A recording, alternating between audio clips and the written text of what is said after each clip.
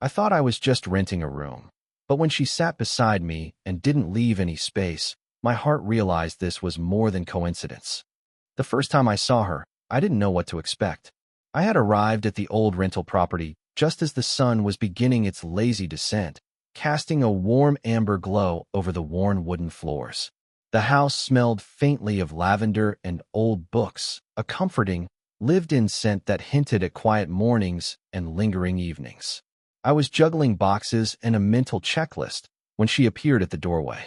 She was impossible to ignore, confident in a way that seemed effortless, yet there was a softness to her movements, the careful tilt of her head, the way she adjusted a stray strand of hair. She was in her early 40s, I guessed, but carried herself with the elegance of someone entirely at ease in her own skin. Her smile, small but knowing, made the space between us feel both intimate and charged. "Hello," she said, her voice warm and steady. "You must be the new tenant." She gestured toward the living room. Come in, come in." I stepped inside, slightly unsure, and she guided me to a narrow, slightly creaking couch. Without hesitation, she sat down beside me. Just beside me. Not across the room, not at a polite distance, but close enough that our shoulders brushed. She didn't move away, didn't give the space one would expect in a casual introduction. My chest tightened for reasons I didn't fully understand. The warmth from her side seeped through my jacket, the faint scent of her perfume, a mix of vanilla and something floral, unplaceable, floated gently around me. We sat there, arranging introductions and paperwork, but the proximity made every glance, every movement feel magnified. Her hand brushed mine when she passed me a pen, just barely, yet it was enough to make my heart skip. There was a fluidity to her confidence, the way she seemed to exist without effort in the world, yet with such attention that I felt like the only person in the room. I found myself stealing glances at her as she laughed softly at something I said, noting the way her eyes crinkled at the corners and the faint, graceful line of her jaw. I was aware of the small pulse in her wrist when she adjusted a bracelet, the quiet steadiness of her presence. It was both unnerving and magnetic, the kind of tension that doesn't need words to be felt. And yet, there was a subtle warmth to it, a gentle, human quality that made the brushing of shoulders, the fleeting eye contact, feel natural rather than intrusive. I realized, slowly, that this encounter wasn't about formalities or first impressions. It was about the space she claimed, physically, emotionally, and the way I couldn't quite stop noticing her. By the time our introductions ended, the room felt smaller, charged with a quiet awareness I couldn't name. She stood, giving me a small nod and a smile that lingered in my chest long after she turned away. I sat there, awkwardly aware of the space she had claimed beside me, and I couldn't help but wonder, why did it feel like she hadn't just sat beside me? She had filled the room. The days that followed were strange in a way I hadn't expected. Moving into the rental property, I thought my interactions with the landlady would be brief, transactional. Keys exchanged, rules explained, casual nods in the hallway. Instead, each encounter revealed something quietly magnetic about her, a way she filled a room without effort, a way her presence lingered even when she wasn't physically there. Breakfasts became small shared moments. She would appear in the kitchen, carrying a steaming cup of tea, and set it gently on the counter beside me. Her hand would brush mine as she adjusted the cup or passed me sugar. It was always incidental, casual, but my chest betrayed me every time. The warmth of her touch stayed long after her fingers had moved away, and I found myself imagining her hand lingering, just a little longer. She had a way of noticing small things, the way my shoes were scuffed, the slight slump in my shoulders after a long day, a tired expression I hadn't meant to show. And she commented on them, gently. "You've been working too hard," she said one evening, her voice low and steady, as if she could read not just my actions but my thoughts. I felt exposed, and yet comforted, drawn into the quiet attentiveness she offered. Her humor, subtle and well-timed, made ordinary moments feel charged. A teasing remark as she passed me a broom, a soft laugh when I fumbled with groceries. It was all casual, yet I caught the way her eyes lingered a moment longer than necessary. She had a confidence that drew attention without demanding it, and I realized that I noticed everything about her. The tilt of her head, the curve of her smile, the natural sway of her movements. One afternoon, As I was reading on the small couch in the living room, she came to sit beside me. There was no need for words. Her presence alone seemed to pull me into an unspoken rhythm. She didn't leave space. Her arm brushed mine, her side pressed subtly against mine. I was acutely aware of the warmth radiating from her, the soft pressure of her shoulder against mine, the quiet steadiness of her breathing. My mind raced, trying to categorize the feelings I hadn't expected: curiosity, nervousness, attraction, and something deeper that I couldn't name. Even mundane tasks became moments of connection. She would hand me a note, a cup of tea, or offer advice about the house, and each gesture carried an unspoken intimacy. I caught myself watching her leave the room, noticing the way her footsteps echoed, the sway of her hair, the calm confidence in the way she carried herself. By the end of the week, I realized that I was aware of her more than anyone else around me. The casual touches, the quiet attention, the subtle closeness, they had begun to blur the line between ordinary acquaintance and something quietly magnetic. I wasn't just living in her house. I was existing in the space she had claimed beside me, noticing everything she did and feeling everything she didn't. The awareness was thrilling, unnerving, and entirely consuming. I couldn't help it. Her presence was more than physical. It had become a quiet, unshakable rhythm in my days, and I was already tethered to it without realizing how or when. It happened almost without warning, in one of those quiet evenings that make the world seem smaller than it is. Rain tapped gently against the windows, a soft, steady rhythm that made the room feel cocooned from everything outside. I was on the couch, thumbing through a book, when she entered with a tray carrying 2 cups of steaming tea. She didn't announce herself. She just appeared, her presence filling the space in a way that made the air between us feel heavier, warmer. She sat beside me, close enough that I felt the curve of her shoulder brush against mine. The warmth radiating from her was subtle but immediate, grounding me in a way I couldn't quite explain. She set the cups down and offered a small, knowing smile. "I thought you could use this," she said softly, her voice carrying a calm intimacy that made my chest tighten unexpectedly. We didn't speak much at first. The rain provided a natural soundtrack, each drop a metronome for the quiet, unspoken rhythm between us. Her hand brushed my knee lightly as she adjusted the tray, and it lingered a fraction longer than necessary. I felt the steady pressure of her fingers and the quiet energy she brought with her, an energy that seemed to seep into my own nerves, uncoiling something I hadn't realized was tense. Conversation slowly emerged, gentle and hesitant. We spoke about ordinary things at first: the rain, the worn furniture, books she liked. But gradually, her words carried hints of vulnerability. She mentioned memories she hadn't shared with anyone else, small confessions that revealed both her strength and her loneliness. I listened intently, aware of the subtle shifts in her posture, the way her hand occasionally rested near mine, fingertips brushing, as if seeking reassurance or connection. Her laughter was soft, almost reluctant, but it lit the room in a way that made my heart ache quietly. When she tilted her head to glance at me, her eyes held a depth that seemed to see past the surface, past the ordinary interactions of landlord and tenant. There was a pause, a shared look that lingered longer than either of us intended.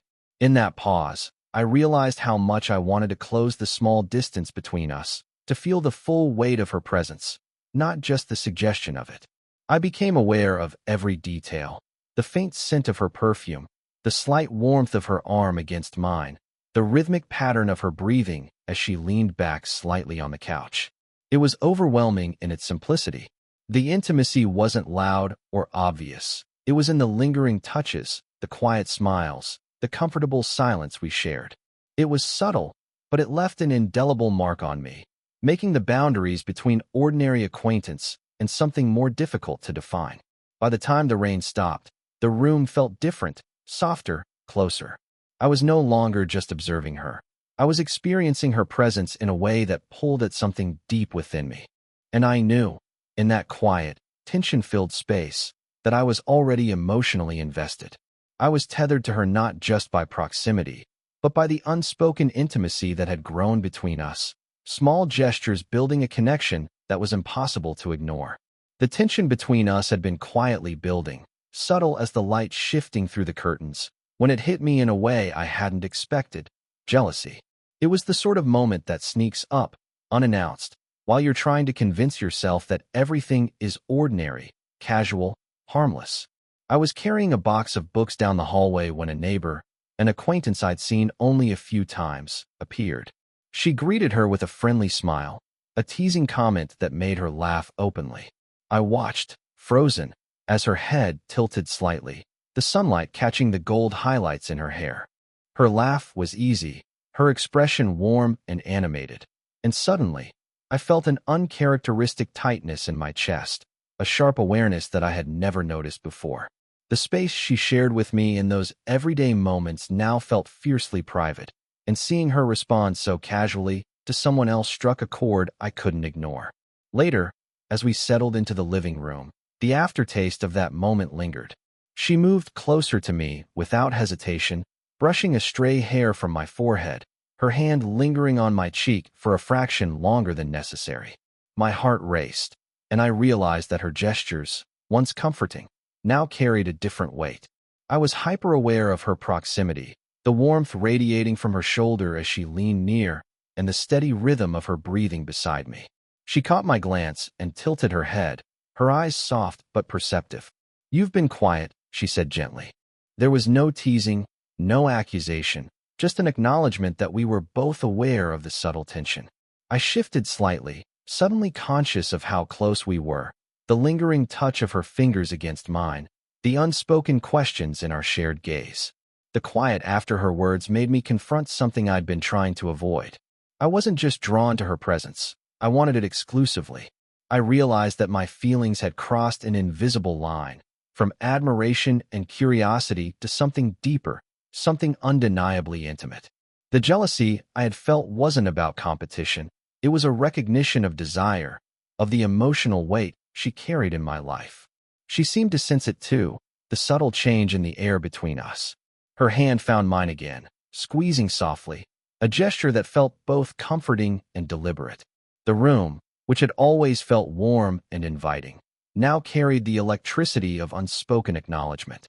I felt the tension in my chest, the pull of longing, and the quiet fear of acting on feelings that seemed both thrilling and forbidden. By the end of the evening, I understood something fundamental. I could no longer pretend that our connection was incidental.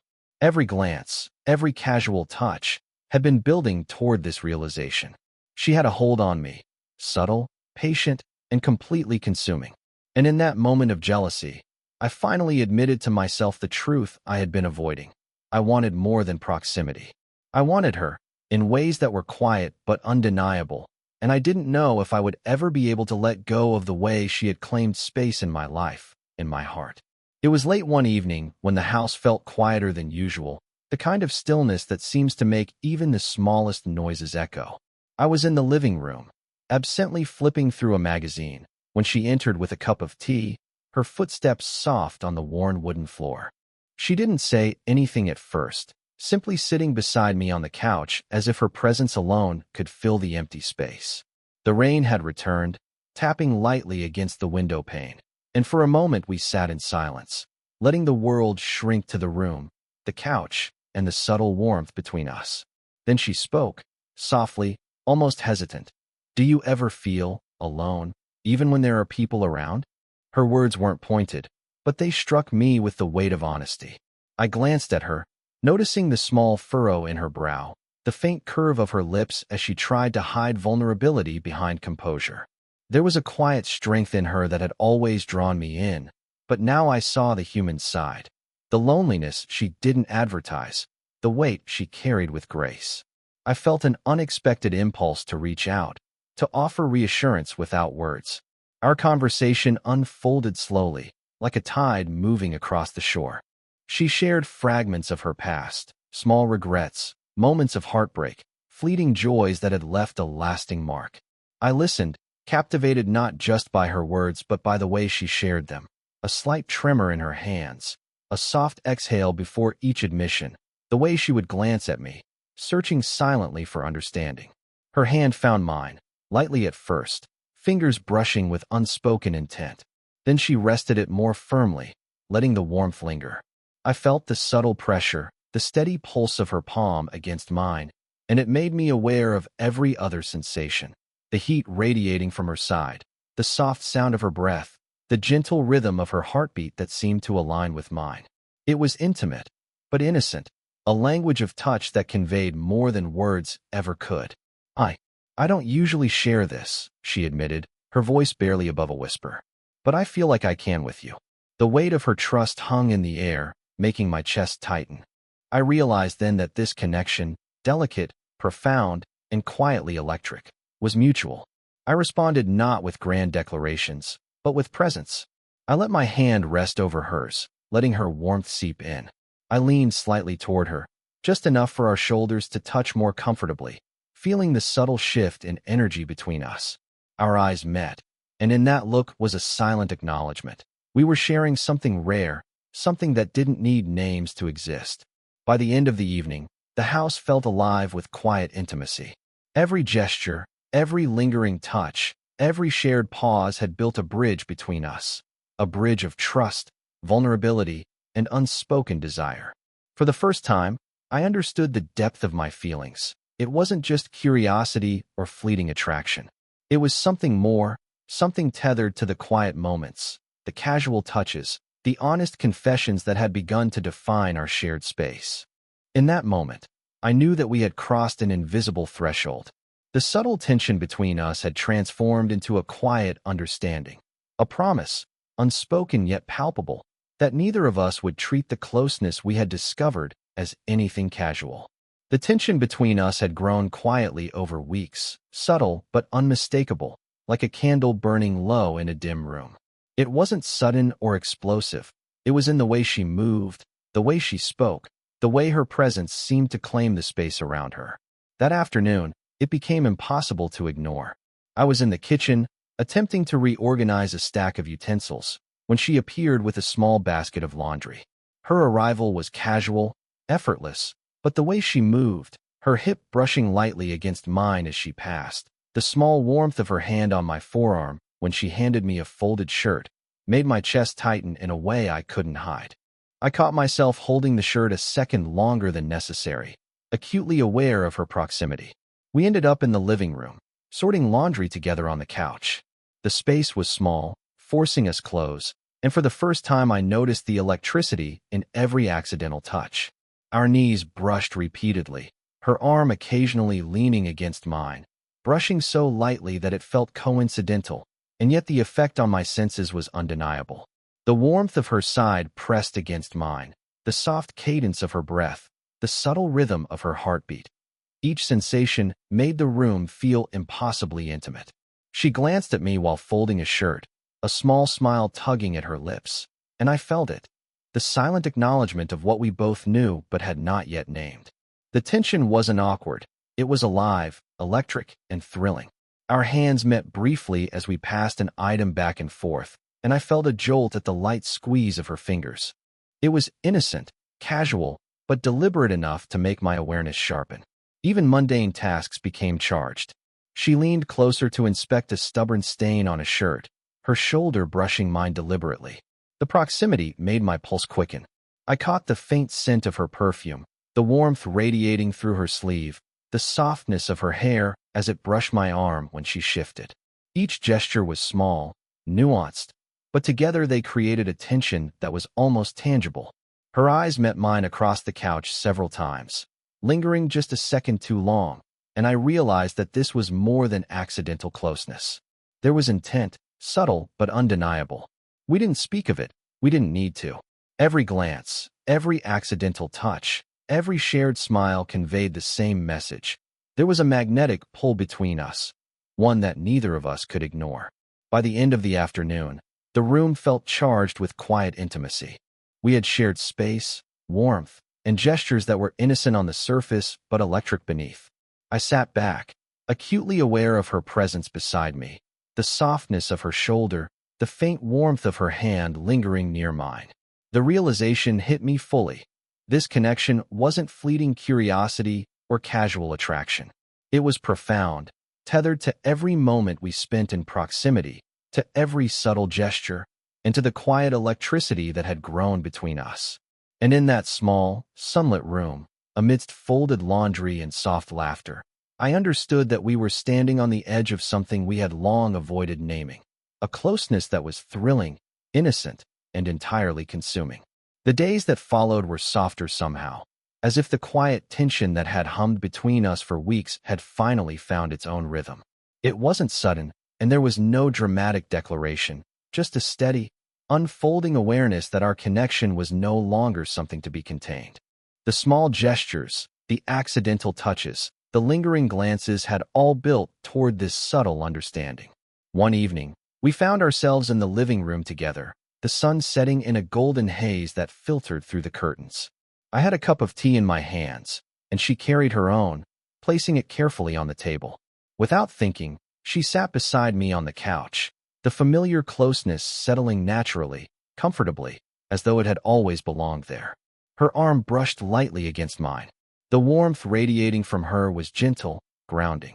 She tilted her head toward me, a small, playful smile tugging at her lips. I realized I no longer felt awkward or uncertain about our proximity. Instead, there was a quiet delight in sharing space with her, in feeling her presence beside me without words. We talked in soft tones, laughter mingling with pauses, letting the silence between us carry meaning.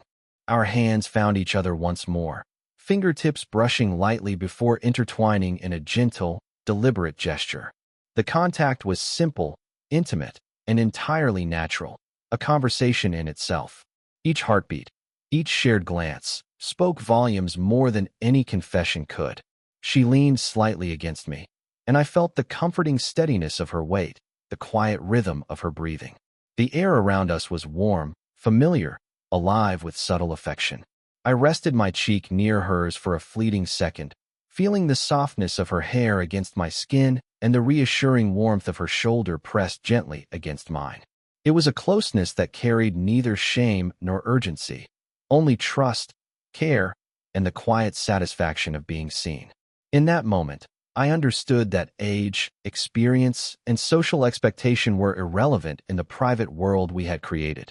The connection we shared wasn't bound by rules or judgments. It existed in the pauses, the touches, the laughter, and the unspoken understanding that we were safe with each other. By the time the evening faded into night, there was a sense of completion, not dramatic or theatrical, but warm and human. She rested her hand over mine, fingers curling naturally, and I felt a sense of peace I hadn't expected. The subtle tension that had carried us through weeks of stolen glances and quiet touches had transformed into an unspoken promise. We belonged, in this space, in this moment, to each other in a way that was tender, innocent, and profoundly satisfying. As I watched her smile softly, leaning back on the couch, I realized that everything, the laughter, the touches, the quiet confessions, and the small shared rituals, had led to this. The space she once claimed beside me was no longer just physical. It had become emotional, a shared territory of trust, warmth, and mutual understanding.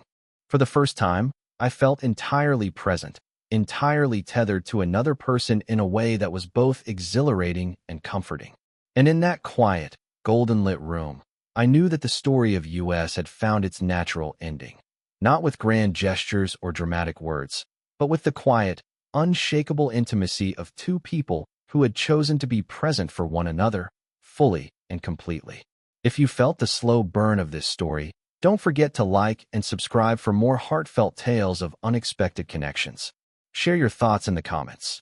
Have you ever felt drawn to someone in a way you couldn't explain?